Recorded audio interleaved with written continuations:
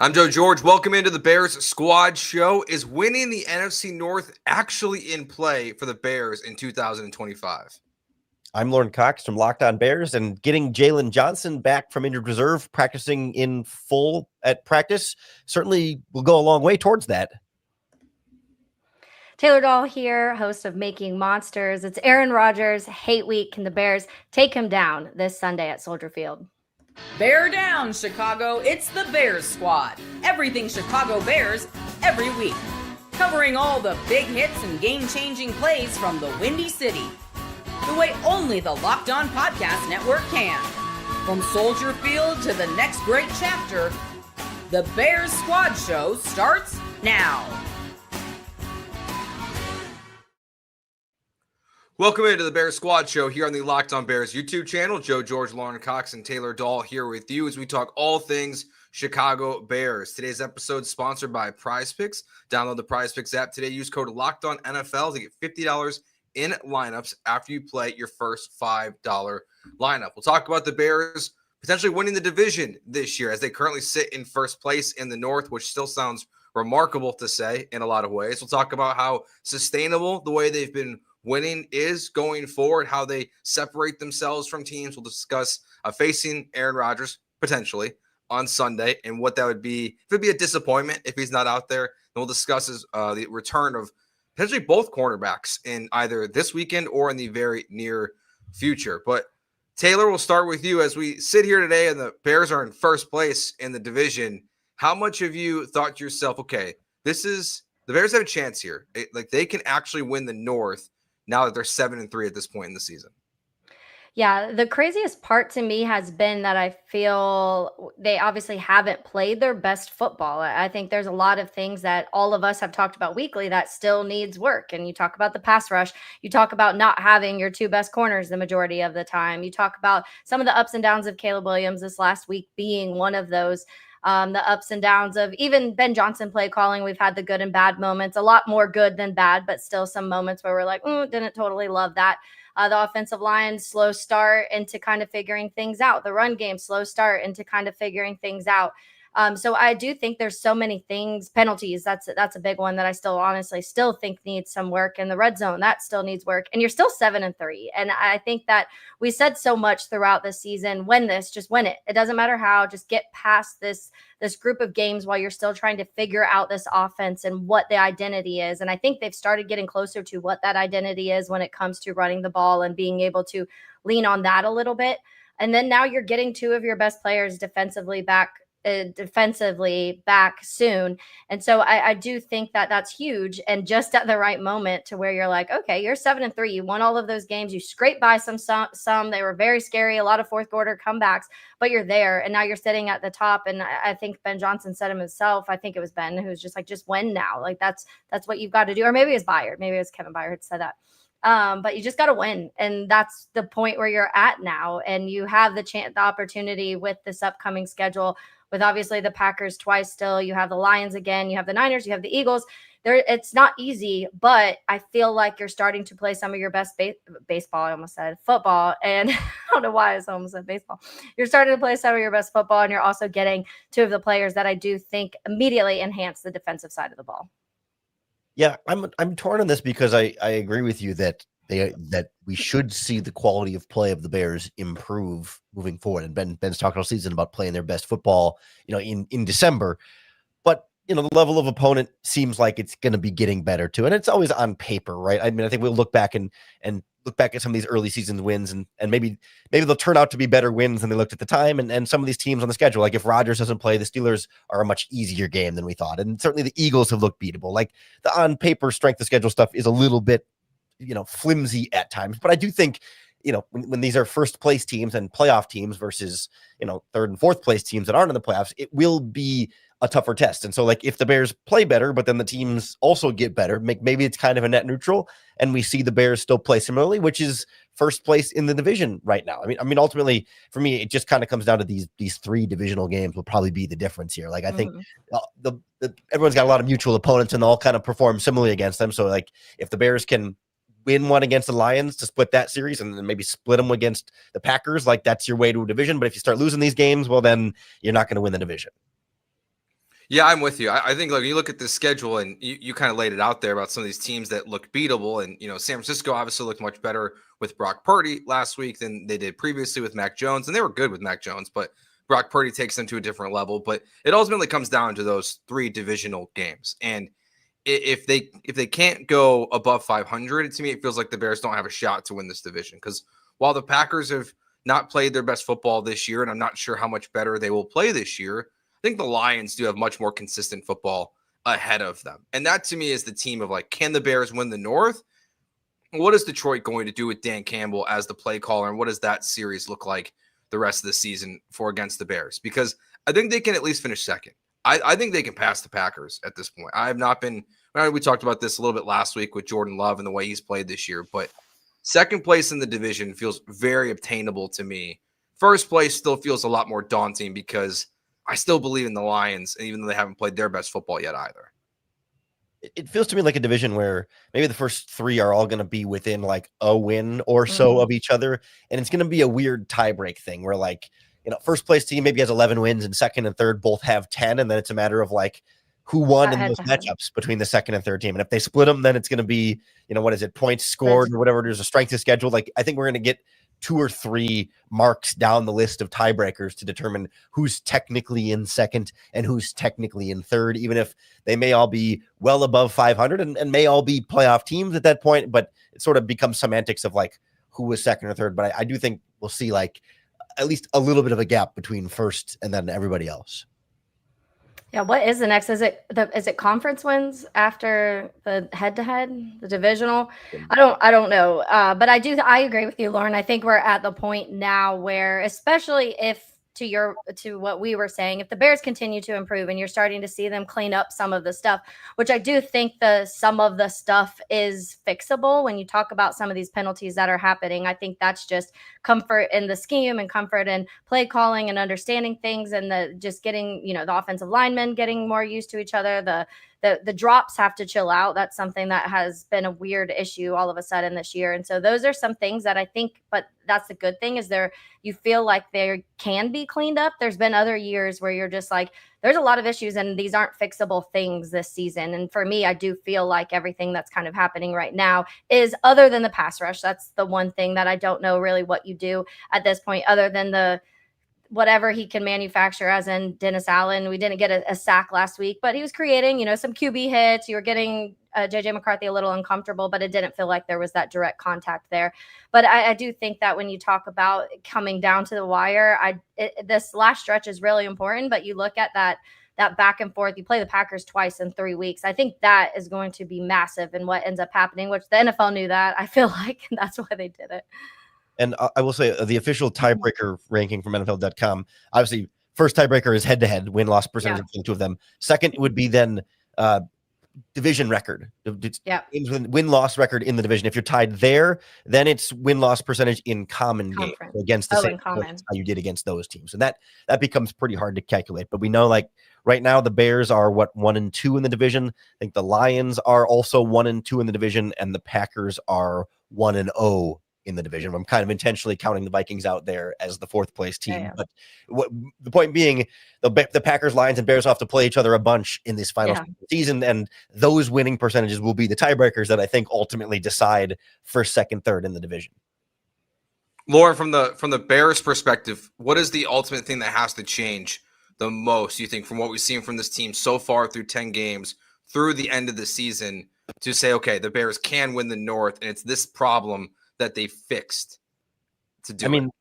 The problem is it's the pass rush, right? Like Taylor just talked about, like, but there really doesn't seem to be a fix there. Like, short of, players start playing better than they've been playing, but that's not really like something they can do or specifically control, at least as a team or as a coaching staff. I mean, like, you need a little bit more from Montez Sweat. You need a lot more from, Grady Jarrett and Gervon Dexter, and I assume presumably Austin Booker is going to remain the starter on the opposite side from here on out. But, like, Joe Tryon, who you traded for, really hasn't given you anything so far. And it was a late round pick, so we don't have high expectations there. But, like, guys got to keep playing better, because there's not going to be some savior that's going to come in and automatically fix that group. But, like, to me, that group makes the secondary's job so much easier. That leads to more turnovers when that group is playing well. And when the quarterbacks can just sit back there in the pocket and take their time, in some ways, it doesn't matter as much whether it's Jalen Johnson on the back end or Nick McLeod. If they've got 8 seconds to sit in a clean pocket, they're going to find somebody open.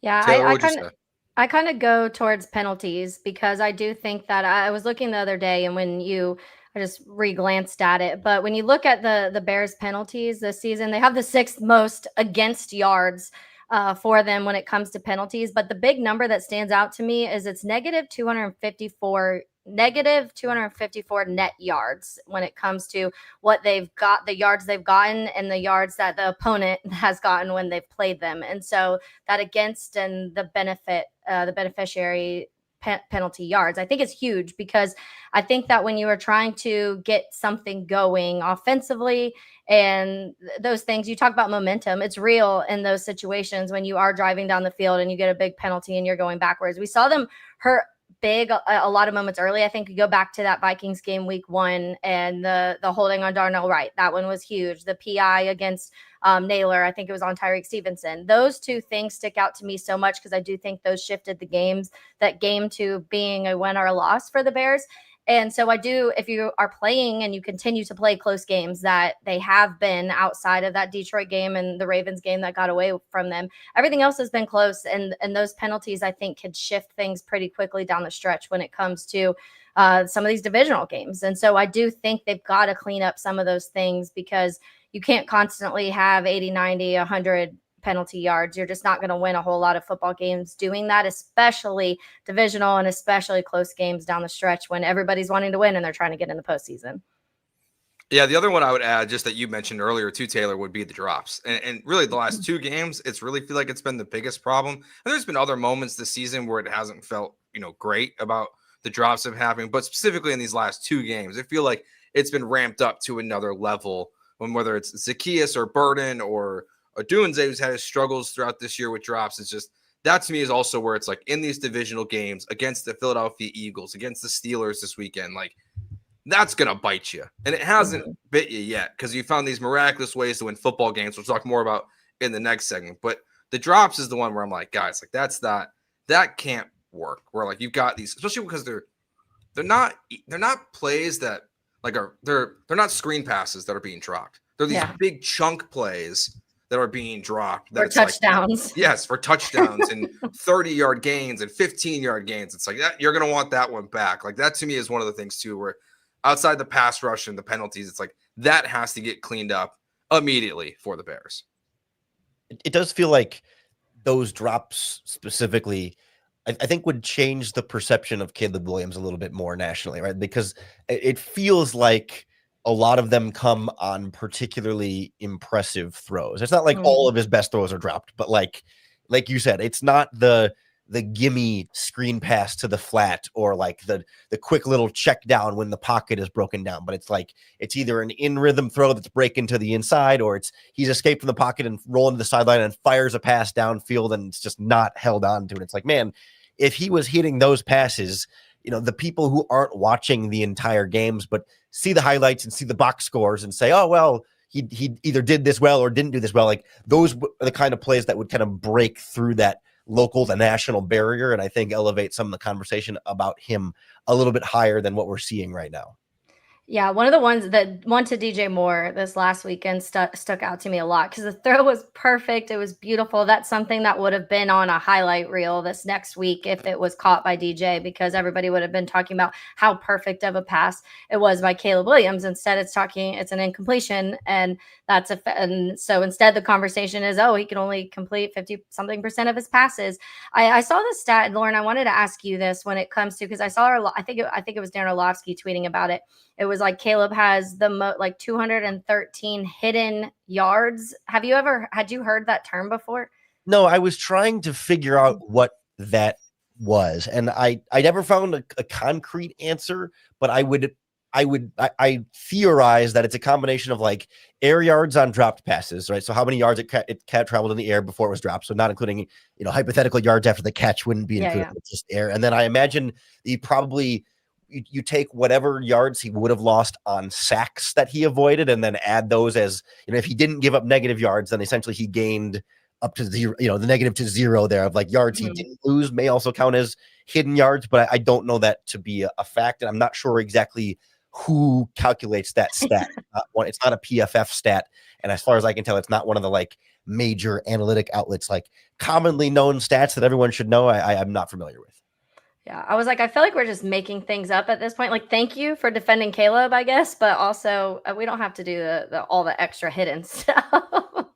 Yeah, I don't really want to have to start tracking hidden yards on like a weekly basis. Like we do enough covering this team, like having to be like, okay, he should have lost this many yards, but he avoided the sack, and then he completed 20-yard pass. Like it means X plus Y equals this. I'm like, I don't want to do all that stuff. That's too much math for football. He explained the team on the McAfee show this week, but I haven't listened to this segment. But he broke down because they think he's going to go with a better term as bonus yards instead of hidden yards. So I imagine that it's a little bit more related to like drops and like extra stuff that Caleb is not getting that that otherwise would be yards attributed to him.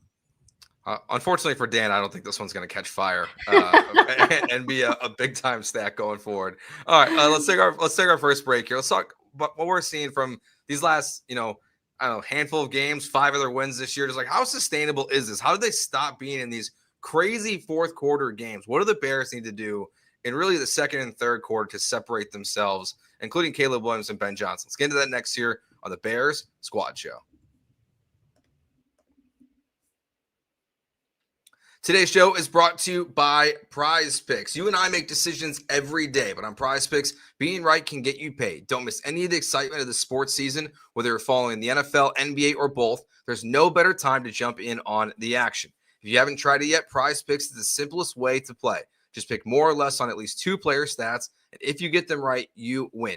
It takes less than 60 seconds to make your lineup, and you can play anywhere PrizePicks operates, including California, Texas, and Georgia. The new Stacks feature is a game changer. You can now pick more on Steph Curry's points, threes, and assists in the same lineup.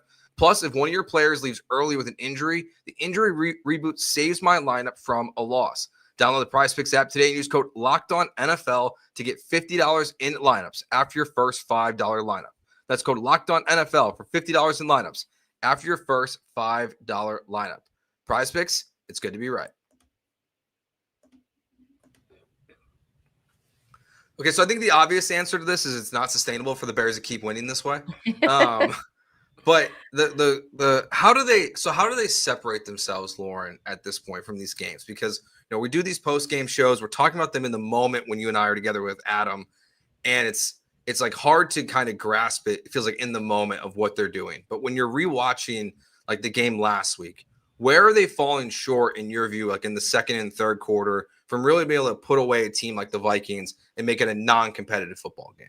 Yeah, it feels a lot of ways like self-inflicted wounds, right? Like I think that's the part that feels a little bit less sustainable, is like the margin of error gets tighter against better teams. And so, when you have those drop passes, it's harder to overcome it. And when you have those penalties, it's harder to overcome it. Or when you have a coverage lapse on the back end, it's harder to overcome it. Or, when the pass rush can't get home and the quarterback can just sit back there and dice you, like it's harder to overcome it. Like I think there's some things that they do well that they can continue to do well and lean on, but I think to kind of keep getting in your own way in some of those ways, and to or talk about long returns and special teams or missed field goals, right? Like all those different things that sure that the other team plays a role in, but you feel less like, oh, that was a great play by them, and more like, oh no, that was a bad play by you.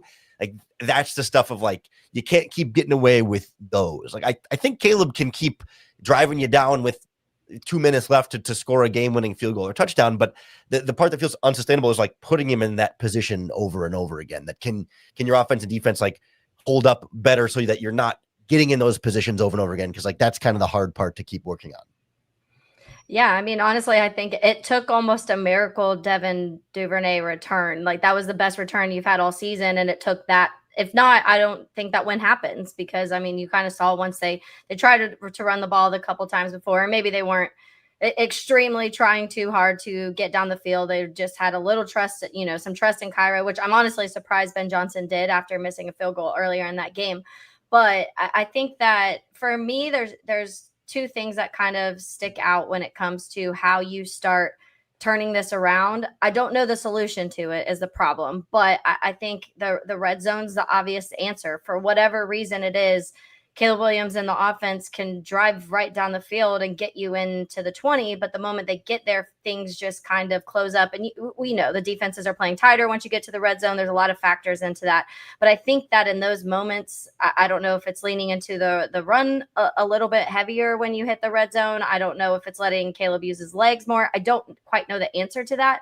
But for whatever reason, things just start to get stale once they hit that 20, 15-yard mark on the opposing side. And so I do think that's one of the things that sticks out to me the most, because everything else, they almost make it look easy. It's easy getting down there. It's just to that point where things just fall apart and kind of die. And so I don't know what the answer is to that, but I do think that I trust Ben enough to find a solution. That's kind of where I am at right now, because everything this year where I've been like, how are we going to fix the run game? He fixed it. Okay. Can this offensive line get better? It's good. Granted, I think we need to give Dan Rashard a lot of credit for what the O-line looks like too. But I just think there's so many factors into the offense just falling short when they really need it to for too long of periods of time is the problem. It's every offense in the league. You watch a Bills game right now, they go through the same thing. The Eagles go through the same thing. They have these stale moments on offense, but I do feel like the Bears do that for like 2.5 quarters, and that's what kills them. So finding some way to even make it, 2-3 quarters where you're actually driving and scoring touchdowns rather than having to settle for field goals, I think that's huge for them. And then going back to the conversation about penalties too, I think that's just a huge thing. I think you take half the penalties that you have taken, and a lot of these games look quite different than what they do right now. To your point about the red zone too, is something I was just looking at the other day. I think the Bears are 0 for 3 on 2-point conversions this year too. And that feels like another one of those things that like you might need that 2-point conversion can be the difference between winning and losing a game, right? Those 2 points come up big at the end, and they get away with it against, the Vikings or the Giants or the Raiders or whoever. I don't remember the 3 teams they've done it against, but like at some point you're going to need to execute on those. You're going to execute in the red zone and get touchdowns and not field goals. And we're just sort of all looking at the clock wondering like when that's really going to fully catch up.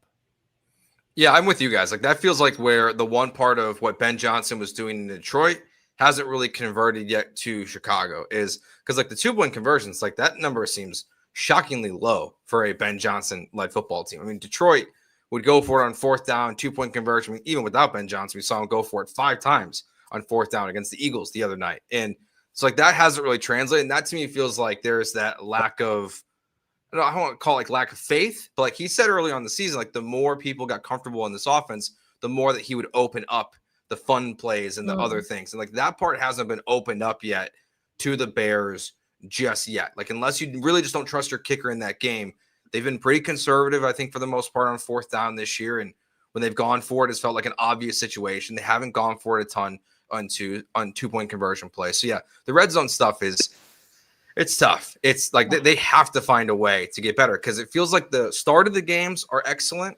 A lot of times the scripted plays, and then the end of the games are excellent. But everything else in the middle is just kind of a mess. Yeah. And they just got to find a way to get more contribution in the middle of the game. Yeah, and that's the thing. When you come up to these other opponents, that's when they'll pull away. That's what happened with the Lions. That's what happened with the Ravens. Those moments that you kind of just sit back and you are able to hang on against some of the lesser opponents. These good teams are gonna they're gonna hold on to that, and that's good. That's when they separate. And then your 4th quarter, maybe you still do some miraculous things in the 4th quarter, but you're not scoring 21 points in the 4th quarter. So that's when I think that it catches up to you. And it's funny you talk about those plays, and Ben Johnson's talked a ton about from the beginning about being able to trust his guys. And you saw that, I think, with Luther Burden and Colston, about how he's kind of eased them into this offense. When he felt like they're ready to start doing things in this offense, they became a part of it.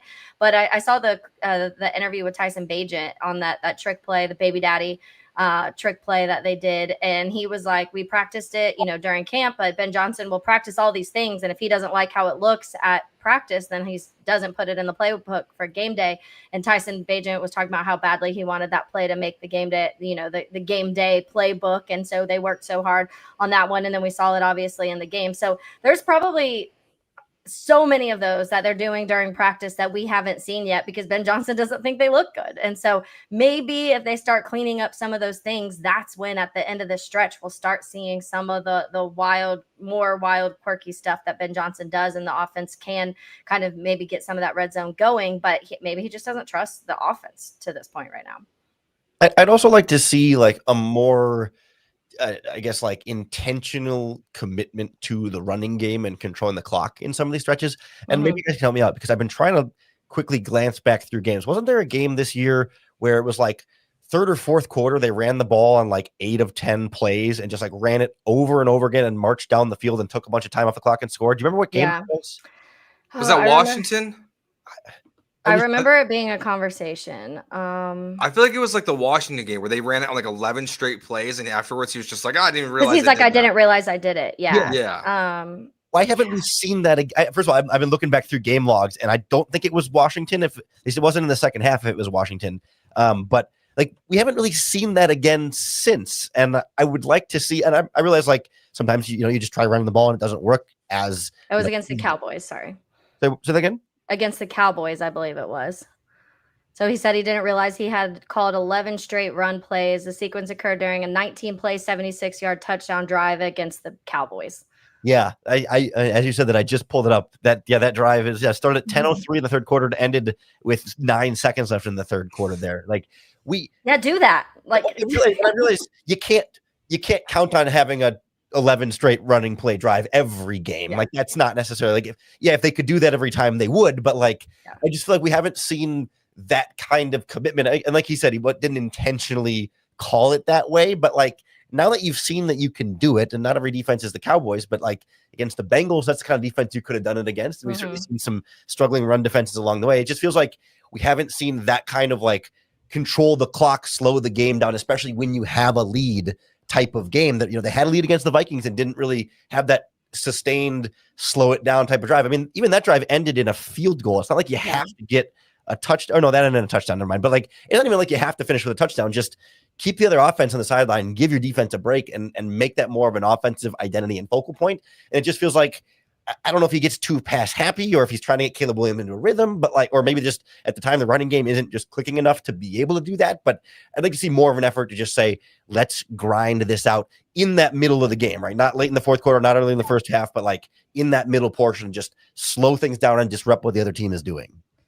Yeah, and I think that's the times too that you see the opposing defenses getting worn out. And you say that all the time because we felt it in reverse at times this year where you're like, oh my gosh, this defense is falling apart right now. And in large part because teams have just been running all over them. And when you run the ball and you're keeping the defense out on the field that long, it does. I think that starts to factor in later. And that's when you start to, maybe you're not scoring a ton of points, but what you're doing is taking time off the clock. And if the other team doesn't have the ball, they can't score. So there's benefits to that side. But I agree with you, Lauren. There's been multiple times this year where I've kind of questioned, especially since this run game has done what it has done. And the offensive line has looked so good run blocking too. I just don't understand why you wouldn't lean into that a little bit more against certain teams. To your point, you're probably not going to do that against like a Brian Flores defense or able to do that against a Brian Flores defense, but there's definitely ones that I think you'd be able to do it.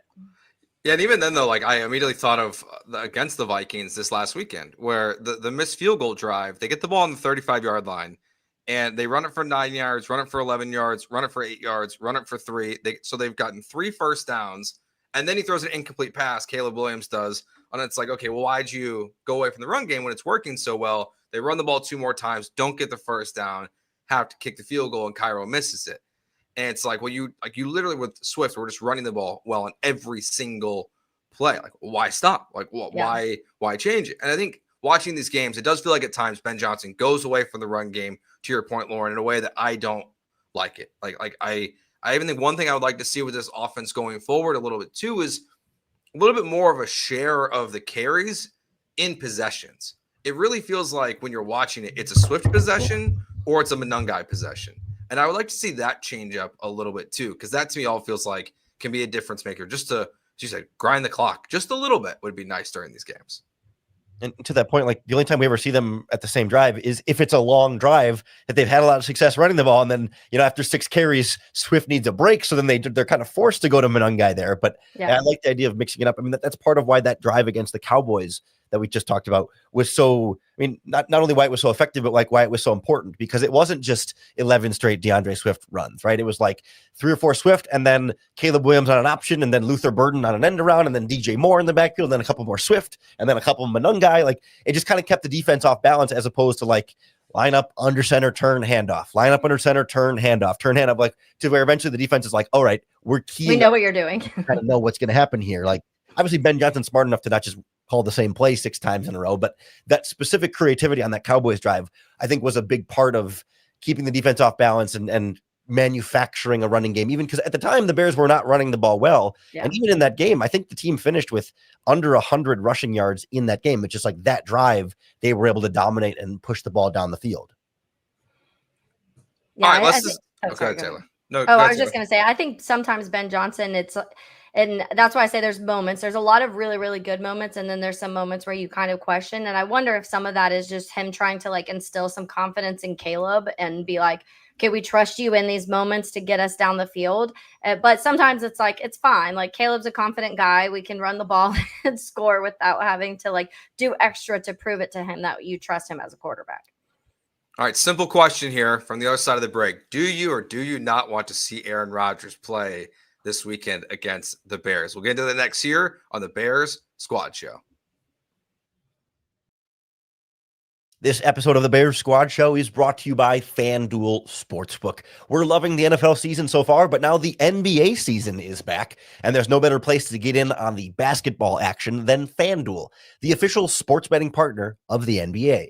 Even if you missed the start of a game or, you just want to ride that hot hand once it gets rolling, FanDuel has live bets on everything from who will score next to fourth quarter comebacks. Plus, you can even combine your live bets into a same game parlay for a shot at an even bigger payout. It just keeps every game exciting, especially when your team is the one that's making that late push. Right now, FanDuel is giving new customers $300 in bonus bets when your first $5 bet wins. So head to FanDuel.com to sign up and play your game with FanDuel, the official sports betting partner of the NBA. All right, guys. So do you want to see Aaron Rodgers play this weekend against the Chicago Bears? Taylor, you said it's Aaron Rodgers hate week. How you feeling as we wait for official word if Rodgers will be out there or not? I go back and forth with this because I live in this world right now where I feel like take any win you can get at this point. And it was kind of the same situation with the Ravens where everyone was like, no, like I want to beat Lamar because that shows we're good.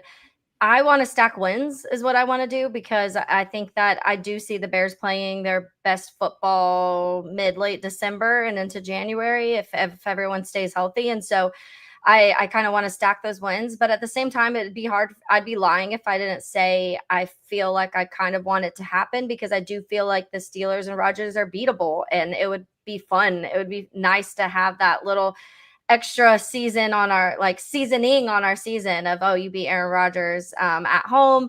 And I don't know how much it means anymore. Aaron Rodgers, I saw they were asking about him being the villain in Chicago. And he was like, I don't really think about it like that anymore because I'm not in Green Bay and that rivalry is fun, but I'm not there, whatever.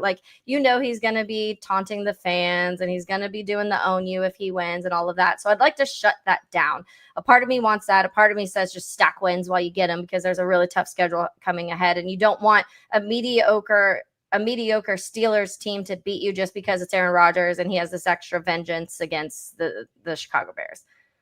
Yeah, I'm also kind of torn on it that way too, where it's like, on the one hand, of course you want to beat Rodgers, but even if Rodgers doesn't play, then okay, you never get another chance to beat him. And I guess how much worse does it get if he beats you one more time then?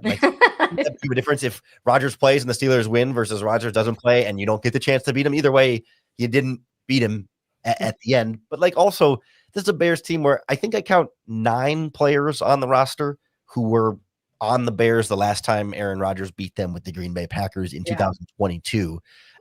Fortunately, most of those guys are on defense, so they're the ones that matter. But it's not as though this is a roster full of guys who are beaten down by Rodgers and really have that fuel to go get them, right? I mean, like it's Jalen Johnson, Kyler Gordon, Dominique Robinson, Josh Blackwell, Jalen Jones, Jaquan Brisker, Cairo Santos, Cole Kmet. Like it just doesn't carry as much weight as I think it used to, just because these guys weren't here for it. I'm sure the fan base is going to be fired up about it, but like, I don't know. It's a non-conference game. I don't find myself feeling super too strongly about it, but of course, like, if he's got to play, you absolutely want to beat him. But I'm not going to be like, if he doesn't play, is it like, oh man, well, what's the point of even playing the Steelers at that?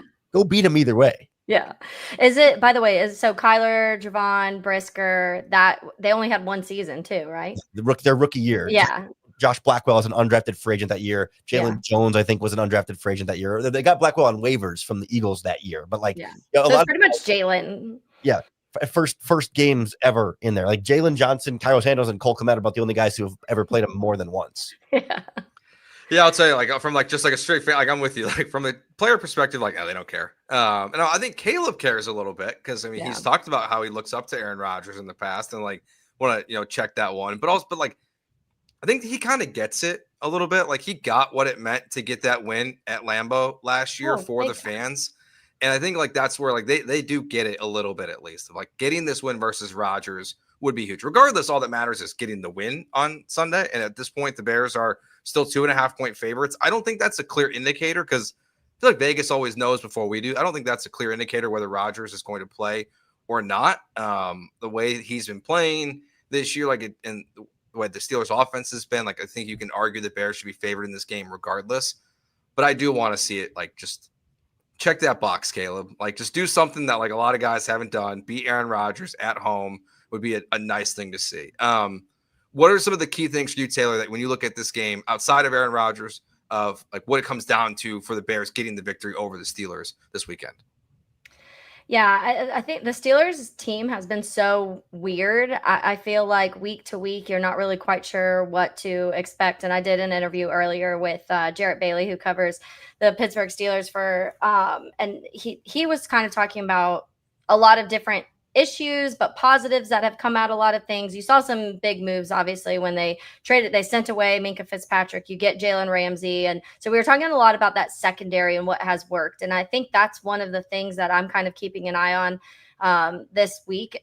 In general, the defense. You talk about TJ Watt, but I think that I can't remember the guy's name right now. There's another player on their team that has the most sacks, and I can't remember his name at the moment. Holcomb, is that who it is? Smith. Yes. Well, maybe. I'm trying to remember who it is. He was talking about one of the players. I can't remember off the top of my head because I was talking about TJ Watt. And, I was a big fan of Derek Harmon before the draft. And so we were talking about him. And he had mentioned another name that he was like, this player is playing better than TJ Watt, but I can't remember the name right now. Nick Herbig, who was a mid-round pick a couple years ago. Okay. Yes. So that was the one he said to watch out for. And so those are the things that kind of scare me because I do think that we have the offensive line's been playing well and Caleb's been doing really, really good this season about not taking those big sacks. And we've talked about how well his pressure to sack ratio has got and become. And I think that's a lot of things that we're looking at. But I still think that when we face teams, you look at it even last week, some of the things that Brian Flores did when creating pressure and things like that, I do think that it affects a lot of the decision making right now that Caleb has. And so that worries me a little bit because you have a team that does have multiple guys that can create pressure, but in the same talking points, you're talking about a secondary that I think is playing really well at this point. And I do think that worries me a little bit. I think that Jalen Ramsey, obviously he's playing safety now. They moved him to safety. And so when you're talking about some of the things that he can do there and some of the things defensively that they create anyways, that kind of worries me the most because I feel like I'm pretty confident in being able to kind of slow down their run game, even though that's been an issue for the Bears in general. I'm not huge on the Steelers run game. I think their weapons are okay. I think DK has been all right, which to me in the beginning of the year would have been the talking point of like, oh, this is the wide receiver that you need to worry about. I feel like you're not really talking about him as much. You're talking about a massive Darnell Washington, by the way. I don't know how anybody tackles him, but I have more concerns on the opposite way for this game of when it comes to their defense being able to do enough to just get in Caleb's head a little bit and make him make some mistakes. And that's the things that I don't want to see happen this weekend. Lauren, your thoughts?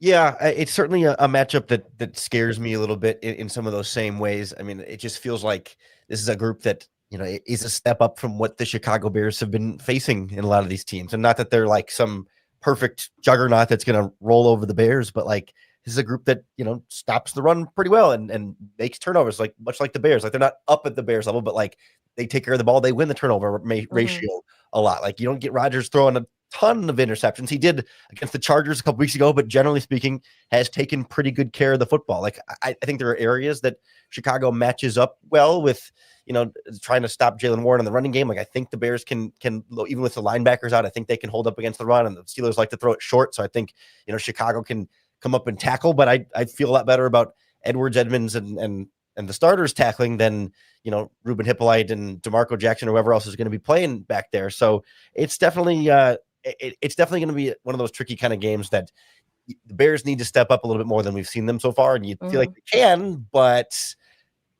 you got to still see it before you can believe it.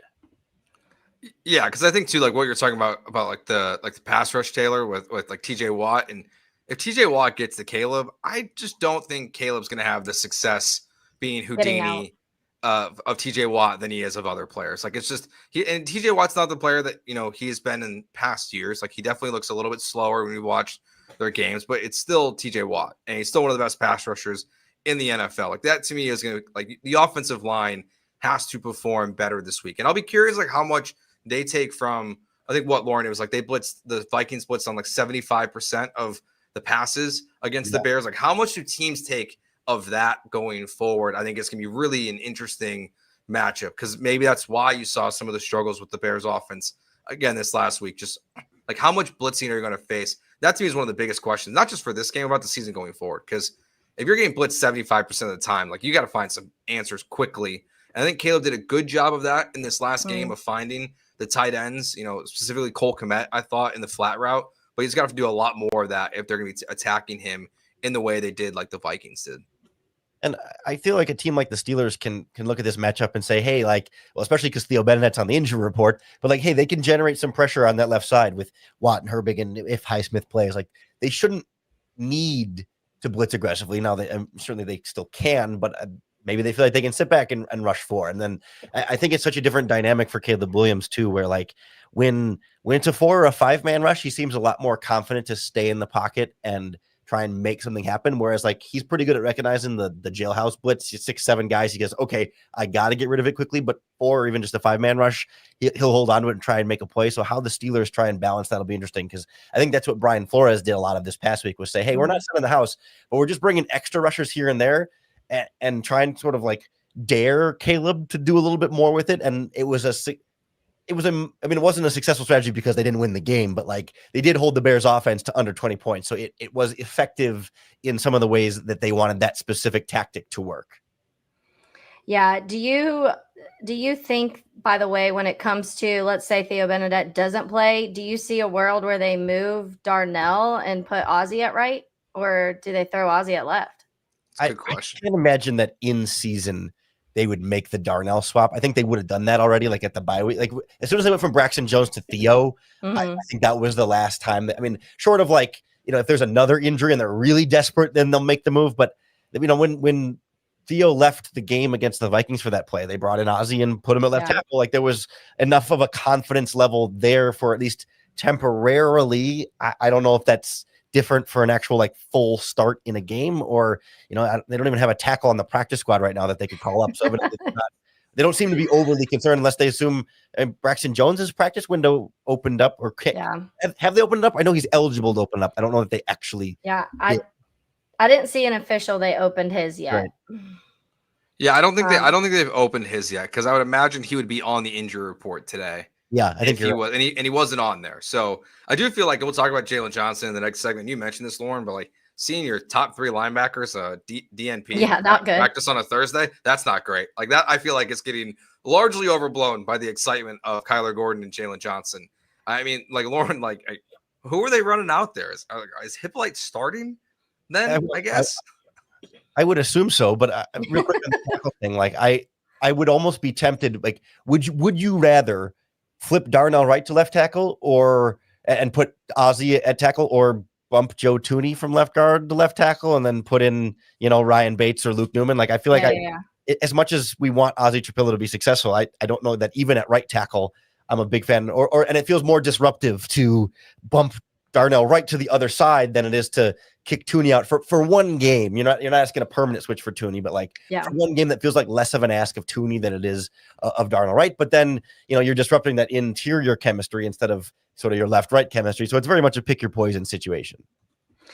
Yeah, side note really quick, because I mentioned the Darnell Washington. Did you guys see the interview with him on the Amon-Ra, the St. Brown brother podcast? Because they were like, there's no way you're only 264. How much do you weigh?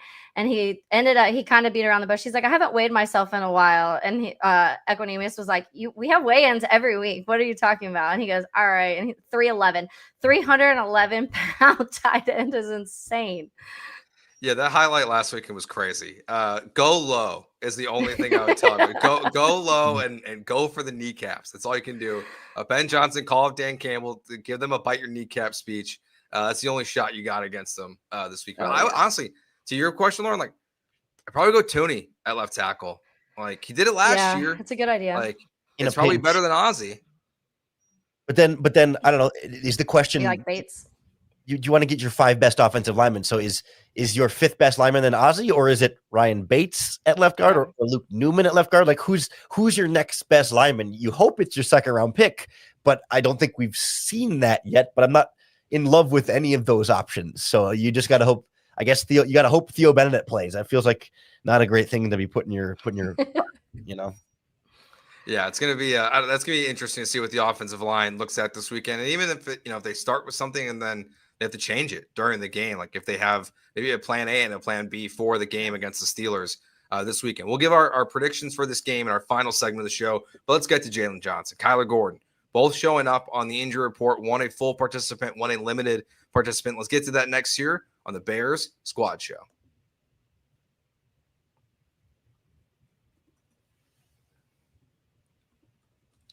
So, Lauren, it's impossible to know at this point still as we're live here and doing the show, but Jalen Johnson is a full participant on Thursday. Feels like an indicator he's going to be out there on Sunday. I can't believe it's happening this quickly to go from no updates to, okay, here he is 2 weeks later. And he was listed as questionable last week, which felt insane on Friday. They changed it quickly on Saturday, but it feels like Jalen's going to be out there. So, what do you feel like that impact is immediately from him, and kind of guessing what we see this weekend from Jalen Johnson? Yeah, I find myself trying to temper those expectations. I mean, obviously, great player, and I imagine when he takes the field, he's going to play at a high level, not peak Jalen Johnson level, but he is absolutely an upgrade over presumably Nahshon Wright at this point, although we'll kind of see how the health of the whole secondary plays out here. But it's one of those things where we've seen him injured, we've seen him come back and then get injured again and now come back. And it's hard to trust that, this time he'll be 100% for the rest of the season. He's not going to get injured again at some point. So I've been trying not to put all my eggs in that basket and feel cornerback is solved from here on out because Jalen Johnson is back and good to go. Obviously in a matchup with DK Metcalf, you much rather have Jalen Johnson one-on-one there than Nahshon Wright, or heaven forbid Nick McLeod getting in the game there. It's a massive difference for this Bears secondary, but I just wonder, I'm skeptical of how long it'll last, especially when a guy has a soft tissue issue like this and comes back way faster than you thought. It's one thing when it's a surgery or a clean break, and it's all right, you kind of feel like you had to take the full time to get this 100% healed, but this feels more like, hey, let's get him back to where he's comfortable enough to play, but that's not the same as structurally fully healed. It's just good enough to go, and that scares me.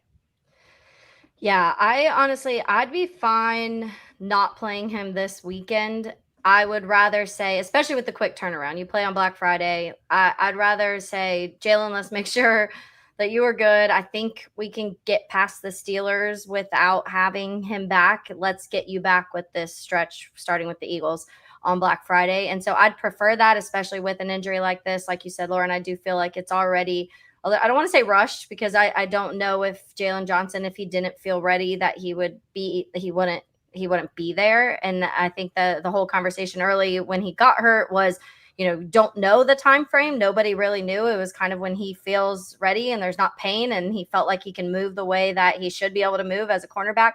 And I feel like he is such a competitor. I'm not sure we'd see him back if he wasn't there, but I'd be fine just like letting him chill, this week, get you ready for the Eagles. I wonder what world there is though where he dresses, but in case there's an injury, let's say, or, whatever happens, and then you do have to throw him in late in the game or in certain packages or whatever the case may be, just to ease him in things without being like, here, Jalen, go play against DK Metcalf, go cover him the whole game. I do wonder if, like, because of all the injuries at linebacker, if they need that roster spot to say instead of That's true. It'd be nice to activate him and not have to play him, but it's tough to use a 53 spot on a player that's not going to be out there when you got to use 53 spots on some other players that might not actually be able to go out there at all. And is that an incentive? Like, of course, if Jalen can play, activate him and play him. But if he's borderline, you say, well, we'll shut him down so we can get a couple of linebackers activated back up here and kind of fill in some of the other gaps around them. I mean, I realize they got injuries at corner too, so you might just be forced to kind of throw him out there, but it's a tricky spot from a roster management standpoint. What do you think, by the way, when it comes to the linebackers? Is there somebody on the practice squad in that world that could be called up? It's not great. It's Carl Jones, and then they just signed Jalen Reese-Maven from the Lions. Yeah. These are special teams players and undrafted free agents. Like I don't feel good about it. I haven't really felt good about Noah Sewell in the starting lineup either. So it's like DeMarco Jackson, and I like Ruben Hippolyte. I do to some extent want to see what he can do and can live with some mistakes if he's learning and growing as a part of that. But I'm surprised they haven't done more there. I mean, I think the Jalen Reese-Maven signing was their indication of like, oh crap, we got to do something. But like it doesn't feel like enough. Yeah. Yeah, I'm with you there about that point on Hippolyte. Like, part of me just wants to see it. Like, just like what does it look like? Like, you are so excited about this draft pick that none of us really had any idea who he was coming out of college. Like who is he? Like, what is the athleticism? Like, what does it really look like? Against a running game that, like, it doesn't have the big splashy name anymore, like Najee Harris, but like the Steelers run the ball well, and they have him. Gainwell he can put up big games for them. So like you have to.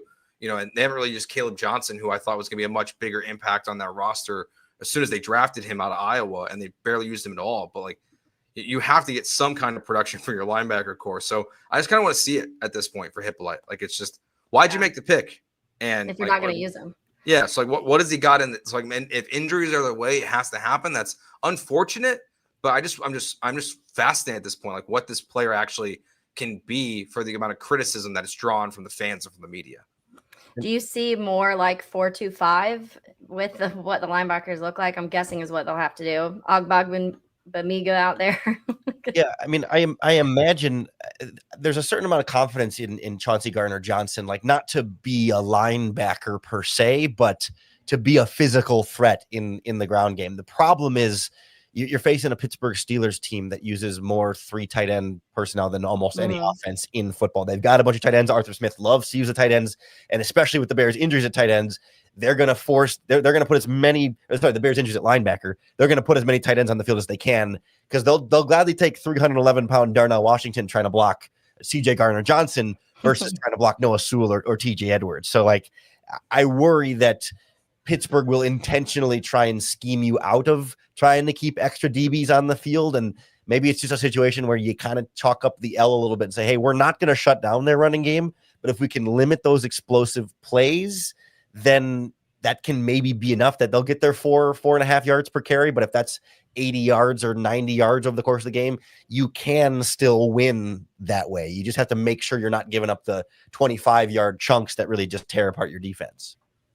Yeah, the other thing to go off that I think benefits the Bears here with that a little bit, with going with the 3 tight end, the 13 personnel that's kind of taken over the NFL a little bit this year, is Jaquan Brisker. I feel like we're going to see him a lot closer to the line of scrimmage in this game, just to help out the linebacker room. And the fact that like they don't really have the over-the-top threat besides DK Metcalf. Like they've gotten some good production from other wide receivers in games this year, but not on a consistent basis. So like, I feel like you kind of can put yourself on a little bit of an island with DK Metcalf and bring Brisker up a little bit in this game. I feel like that's going to be the other one that's going to be a big factor to helping these linebackers out, whether they're playing or not, because like they're not going to be fully healthy.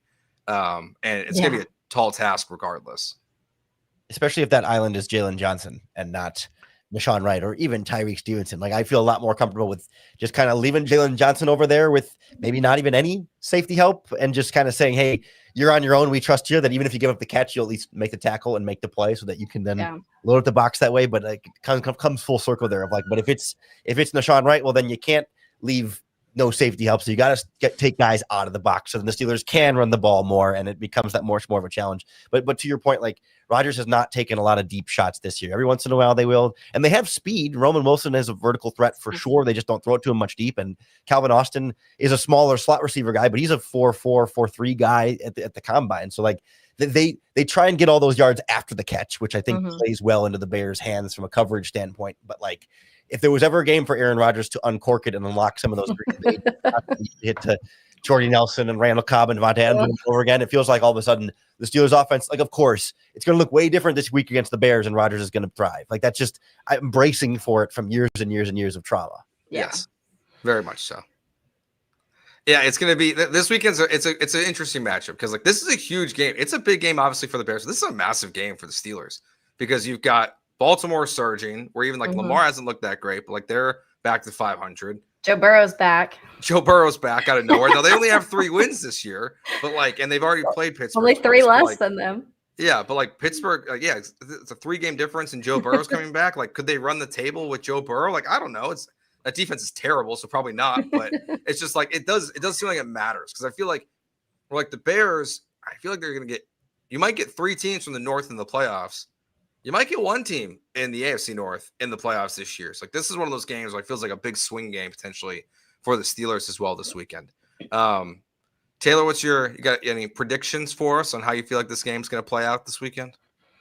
Yeah, I think the Bears win. I think that I think it's more of like a 27-24, another scary one. I'm just accepting now at this point that every game's going to come down to the final 2 minutes and something's going to happen where the Bears win. I hope not. I would love a game where I'm not stressing and watching this. Funny story. I was telling you guys before we started recording, but I was at Warped Tour this weekend. So during the games, it was very stressful because I'm trying to, like, my favorite bands are playing, but the game's on. So I'm like trying to check every now and then. And of course I check and I see that that JJ McCarthy drives them down and they go up by 1. And I was like, are you freaking kidding me? So I pull my phone out. We start watching the game. So I'm like in a mosh pit pretty much streaming the game on my phone. There happened to be a whole group of people from Chicago. They had their Chicago flag with them, like in the middle of the pit. And they're like, are you watching the game? And I was like, yeah. So all this whole group of people surrounding me, watching my phone, watch the end of this game. Not even a joke. Right before Cairo goes to kick that field goal to win the game, it freezes. So we were all like, no, that sucks. We were all like, no, what happened? And so my friend looks at her phone. She's like, he made it. And we were all like, yes. I'd love to not wait until the final second of a game to see if we win, but I feel like it's going to be another, like I said, 27-24. But I think the Bears can win. I think that Soldier Field's going to come in huge this week when it comes to just the crowd noise and bringing that environment. I do think that Caleb Williams has a little bit of an extra edge to him when it comes to the rivalries. We saw it against the Packers on that last game and his chance of Green Bay sucks and all of that thing. And it's not Green Bay, but it's Aaron Rodgers, and he knows how much that means to Bears fans. So I do think we'll see a little bit extra of a fiery Caleb this weekend, and Ben Johnson, because I'm sure he wants to beat Aaron Rodgers too. Lauren? Yeah, I find myself feeling like, despite the Bears finding ways to continue to win, like I still need to see them prove it to me a little bit better that, like, you know, they trailed in the fourth quarter against a 3-win Bengals team and a 2-win Giants team, and then a last place Minnesota Vikings team in the last 3 quarters. And now you're playing a first place 6-win Steelers team. Like I still need to see them like actually do that and play better than and win against a playoff caliber opponent. I think it's going to be close. I think it's going to be a good back and forth. And certainly if Rodgers is out, Bears are winning this game for sure. But I'm worried with the Bears injuries and the potential for Rodgers playing that, like, they'll be just a touch better than them. I still think it's going to be close down the end, and it may be another one of those who holds the ball last gets the chance to win. But I just have this feeling like Rodgers may be the one that holds the ball last. And it's not as though Caleb fails them at the end, but like, you know, Bears hit a field goal to tie it, and then the Rodgers gets one more chance. And I don't trust that this Bears defense can make that one big stop at the end when they need it the most. Oh man, that picture makes me sad, Lauren. I know. But like, it's fair, like, because I honestly, I feel the same way you guys. Like, I feel like this isn't going to be one of those games for the Bears.